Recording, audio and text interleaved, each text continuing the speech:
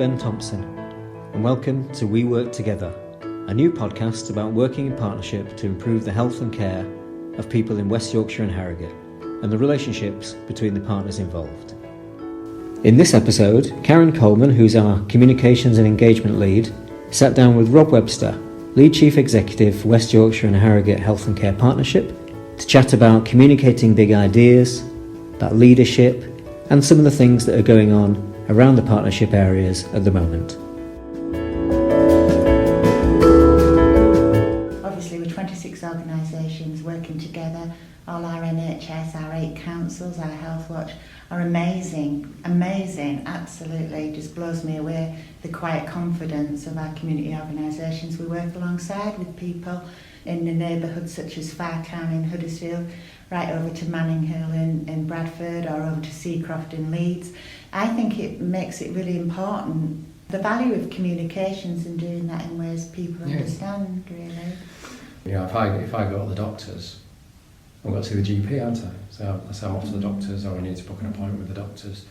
The language we use in the system is general practice or surgery. We use all sorts of language which people don't use in their real lives. Altogether better, try and look at how do you get people to communicate in ways which they don't miss each other. And I think we need to have the strongest, clearest communication that we can on the work we're doing. Because we do make a massive and fundamental difference to people every day. Yeah, and I think one of the things, because I didn't come from an NHS background, as you know, I was very proud to work with councils for a lot of years, connecting communities together. But I think over the recent weeks, what's really sort of hit home hard to me is health inequalities around people with learning disabilities. Oh, yeah. And I think that's something that we absolutely need to work better at. Well, I think there's something about, if you look at the Health and Care Partnership, what we're saying is there's 3 big issues that we have to try and address. One is health inequalities, another is the variation that exists in care, sometimes we call it the postcode lottery, and then the third is managing with the money that we've got.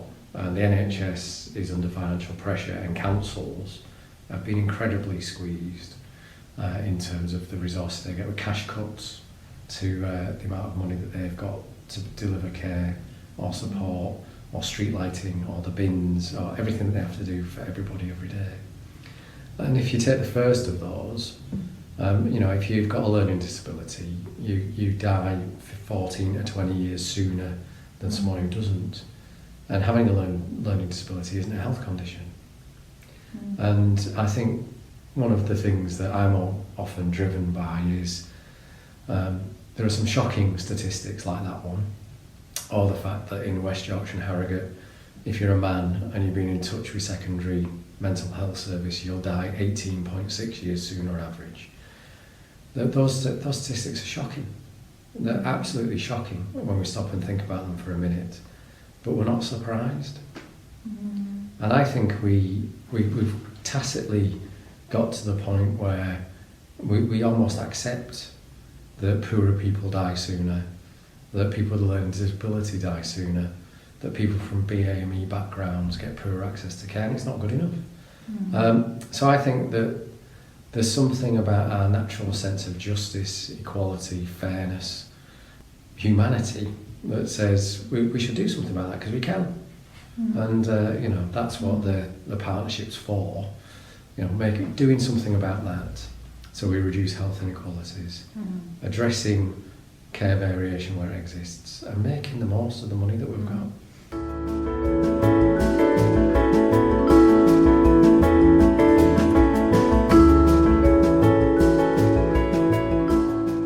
And I think that's why it's really important, isn't it, the work that we're doing with people with learning disabilities, ex-experts by lived experience, so we can talk to them about how they want to be communicated with. But actually I think it's more than that. I think it's how we've brought together colleagues and organisations in our priority themed areas together to look at how we can look at how we have them at the centre of everything we do and everything we think about, more than just accessible information. Yeah, well, that's dead right. I mean, I think we patronise people every day, don't we? We waste their talents and their skills every day because if we if we're not careful, what we do is we just see them as patients or service users or carers that need us to do things for them. And they spend most of their lives doing things for themselves, actually, and they spend most of their lives living with the long-term conditions or issues that they've got. And people with a learning disability are no different. So what we're trying to do as a partnership, rightly, I think, is say that people have got assets, they've got something to bring to this, they're already engaged in it. How do we listen to them and work with them differently so that we can start to deliver care that they can access? How do we listen to them so that we work out how to communicate more effectively with each other? And how do we recognise that they've got fantastic skills? And when we do, brilliant stuff happens. Absolutely brilliant stuff happens, which changes their opportunities, changes the way we deliver care, and changes our chances of being successful. So with that in mind, how we know that communication is really important, and we know, of course, we've got our new partnership board, which is great because you've got all them voices around the room, including co-opted public members, and they were quite challenging, I felt, at the last meeting, and I really liked some of the questions that they were asking, particularly around children and young people, and making sure that we get our messages out better. If you could pick one person who has absolutely inspired you really to be a better communicator, because you are a very good talker.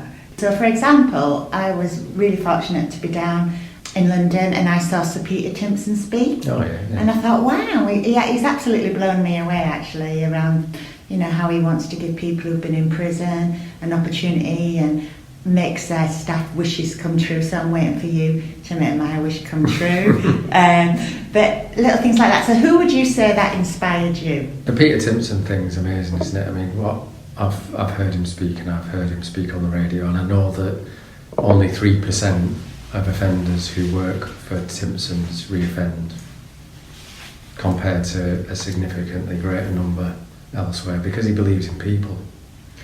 And I never used to be a very good communicator at all. I think I used to be a senior civil servant, and one of the things that was clear was that you did all the work, all the options, but you didn't want to be the story. So everything was very clear and factual, and I steered clear of anything to do with me as a person. What I learned over time was actually you need to engage people emotionally as well as intellectually, because people have got to believe you, particularly if you want people to change. And I learned a long time ago that if you want people to change their behaviour, you have to change their mind. And changing people's minds is an intellectual and a visceral thing. I've been helped along the way by seeing people, speak from the heart and use personal stories. I get inspired by people who clearly are able to articulate their story, what that means for a service or a society, and what the evidence is. I was very privileged to, when I was Chief Executive of the NHS Confederation, I invited Kate Granger to come and speak at the conference. Hello, my name is initiative, isn't it? Yeah, so Kate Granger, and she was, I don't think the campaign was that well known at the time. The competition to be on the main stage is significant, and people have big arguments about who's going to be on, and I insisted that she was on. She got a standing ovation. People were in tears, and I know that it changed the way people thought about care, and it galvanised them to do something about it. I think in the same way, when we had the Experts by Experience from Change recently, people came away from that and said, well, we need to do something, don't we? It's made me think completely differently about the capacity and assets that people with a learning disability have.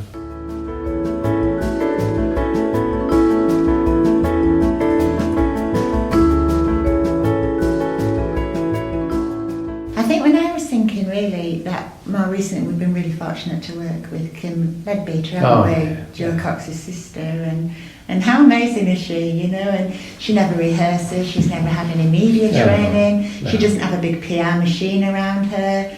I keep saying to her she needs a driver because she's permanently dashing onto a tube, onto a bus to Loose Women or Panorama or Tonight Programme or BBC. I think she has this amazing knack of making everybody feel like they're the most important person in the world. Yeah, she's just very charismatic, isn't she? And I think her and Brendan, to some extent, I think, they inspire me, because faced with an act of hatred and a significant event in their life, they responded with an act of love, didn't they? Yeah. So said, okay, why don't we respond with acts of compassion and kindness against something which was hateful? And that power to rise above things and connect people and have the capacity to keep going on that, I think is absolutely unbelievable. I don't know if I'd be able to do it. I think it's those kinds of things inspire me. And she's a great communicator, because she does something I think is really important. She keeps it simple, and she connects to you emotionally and intellectually. And that's what leadership's about. And I think that's what communicating's about. And the big ideas that we have boil down to simple things. I mean, there are some talks that you go to that you remember. I remember hearing the Chief of Police from New York speak about 15 years ago now, I think. And they were talking about how they made New York safer. And it used to be, one of the most dangerous cities in the world at one time. And what he said that really stuck with me was when he was talking to the coppers on the beat. He said, "I don't want you to make New York safe. I just want you to look after your block. Yeah. So I just want you to do your job, to make your street safe." They made it one of the safest places in the world, didn't they? So I think there's something communicating to people something which is simple and something that they think is achievable for them. And I think that's what we've got to do, and I think that's what we try to do. So the fact that we work in neighbourhoods and say, look, it's about your place. So the Our Neighbours campaign, it's not about West Yorkshire and Harrogate. No. Is it? No. It's about Shelf.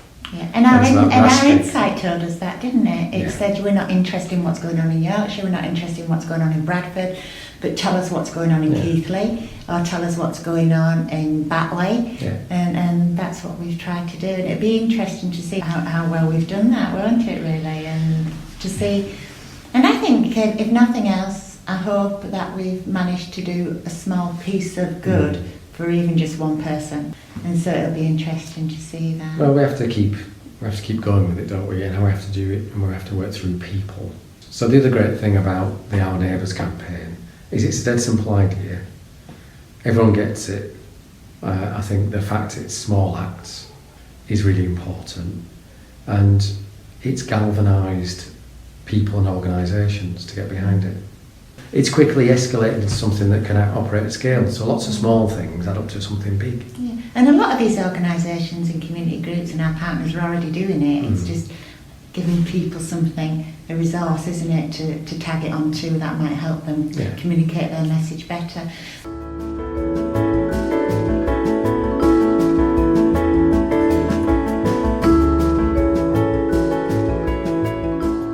So when was the last time you felt embarrassed, nervous or scared? Oh man, when I heard he was being interviewed by Karen Coleman, it was a scary moment.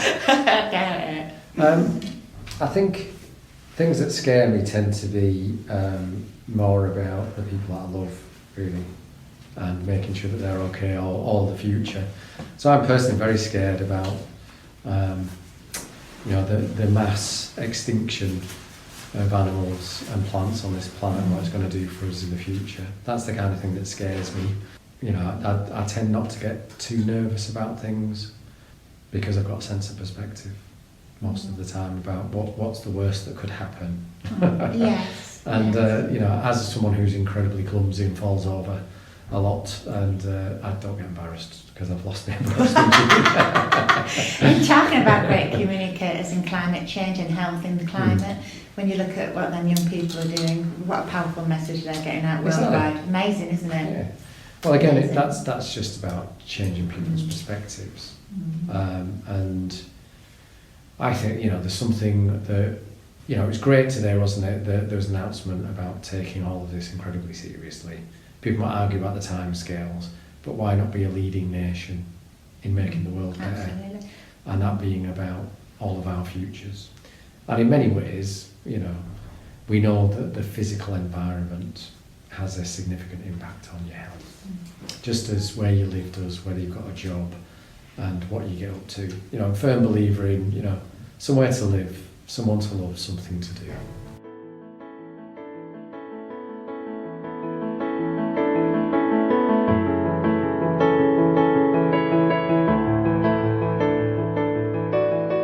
This has been episode 1 of the We Work Together podcast.